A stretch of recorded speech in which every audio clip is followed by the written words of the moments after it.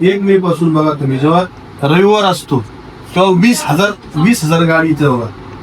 20,829 car ह्या गेल्या आणि आलेल्या आहेत. 1 मिनिट माझ्याकडे लेखी आहे. नंतर 15,884 कार या 2 मेला आलेत. नंतर 4 मेला 12,761 कार दोन्ही बाजूने. त्याचबरोबर सायमल्टेनियसली ट्रक जी आहेत हे ट्रक पहिल्या दिवशी 1,004 आले, दुसऱ्या दिवशी 1,025 आले, तिसऱ्या दिवशी 1,047 आले. जेव्हा शनिवार रविवार असतो ना साहेब तेव्हा ही संख्या असते लोड. आता मला एक सांगा, तुमचा टोल ज्या रकमेला घेतलेला आहे पहिल्या माणसाने त्याने चुकीने घेतला असेल किंवा काय घेतलं असेल साहेब, त्यांनी हाय रकमेला घेतला. त्याला कळलं की आपलं परवडत नाही बाबा.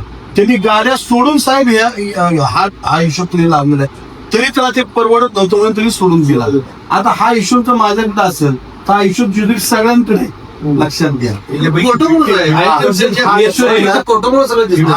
गाड्या फ्री आहेत त्याच्या. काय म्हणले? नाही 15,000 फ्रीचा आहे ना साहेब. या फ्रीचा कुठला कॉलमच नाहीये. 8,000 गाड्या तुमचा हिशोब आहे. कुठलाही फ्रीचा कॉलम नाही. माझ्या सुद्धा गाड्या दिसायला माझ्या गाड्या जास्त हा बिझनेस आहे. बरोबर आहे. जास्त रकमेने घेतलं म्हणजे आता तुम्ही त्या पहिल्या माणसापेक्षा स्वस्तने घेतलेला आहे. पहिल्याने 18-18.5 लाख रुपये रोज पर डेला घेतला होता. तुम्ही आता 12.5 लाख रुपयांनी घेतलेला आहे. त्याला जर त्या माणसाला साहेब त्यावेळेस गाड्या सोडून परवडत होतं किंवा नव्हतं आणि त्यांनी चालवलं, तुम्ही गाड्या चालवते साहेब. तसं व्यवसायाचा भाग वेगळा आहे. व्यवसायाचा भाग वेगळा आहे. सगळ्या गोष्टी आपण त्या व्यवसायात जाण्यात काय अर्थ नाही. अधिकृत आदेश दिलेला आहे. त्या रस्त्यावरून 90 दिवसासाठी जाणाऱ्या प्रत्येक गाडीवाल्याकडून गॅजेट नोटिफिकेशन प्रमाणे वसुली करायची. सरकारचा आदेश आहे. बरोबर आहे. तुमचं मान्य आहे. तुमचं पण बरोबर आहे. परंतु मला एक सांगा, बँगलोर हायवेला साहेब आधार कार्ड दाखवलं ना काय, मग त्या लोकांनी आक्रमकता दाखवली म्हणून त्यांना ते मिळालं असा अर्थ आहे का? म्हणजे दरवेळेस कायदा हातात घेतला पाहिजे असं आहे का? 2-4 जणांची डोकी फुटली पाहिजे, 2-4 जण जेलमध्ये गेले पाहिजे, मग तुम्ही म्हणणार का नाही आता आम्ही जेदूरची गाड्या सोडतो. आम्ही समज आलो त्याच्याच आलेलो आहे की न्यायिक मार्गाने आम्हाला त्याच्यामध्ये सूट द्या. त्या तुम्हालाही तोटा नको, एनएसला बी काय जास्त साहेब तुम्ही म्हणताय सगळं महामान्य आहे. तसे लेखी स्वरूपातले कुठलेही अध्यादेश नाही आहे साहेब. बरोबर ना. आपल्याला सांगितलं ठेवा ते रोडचा विषय. तुम्ही टेंडर चालवा घेतले. हा बरोबर आहे. बरोबर आहे का? बरोबर आहे. तुम्हाला जेजुरीच्या गाड्या सोडायच्यात का नाही हा तुमचा विषय सांगा. आणि तो सुद्धा विषय आहे ना. मी बाकी काय यांना पण सांगितलंय आम्ही गाड्या सोडू शकत नाही. का?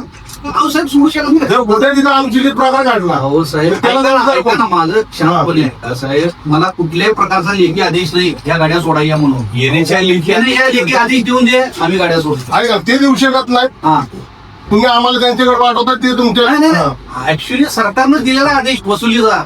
फक्त आम्ही टोल कलेक्शनचं काम करतोय. बाकीचं नाही तुम्ही व्यवसाय करताय.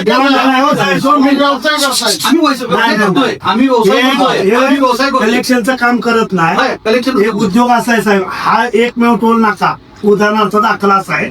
ऍडव्हान्स मध्ये एवढे पैसे भरा तुमचं तुम्ही वसूल करा. हे वसुली नाही करत.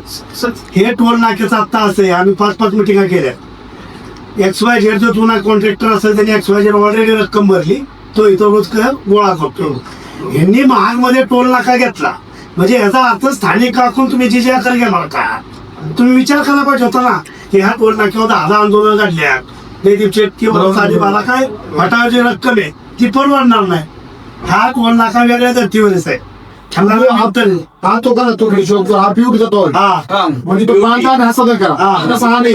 हा शासनाचा टोल आहे. यांनी शासनाला रोज 13 लाख रुपये भरायचे. उघडाहू नेऊ आणि 2 कोटी पाहिजे कोणत्या कोण रोजची पैसे हा इकडचा हा वेगळा.